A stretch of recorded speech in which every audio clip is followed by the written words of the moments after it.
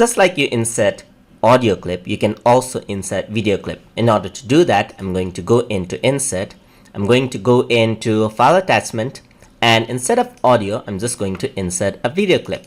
So I'm going to go over here onto my TutorTube drive, and let's see where I have a video clip. So inside of TutorTube, let's see, this is the video clip I have.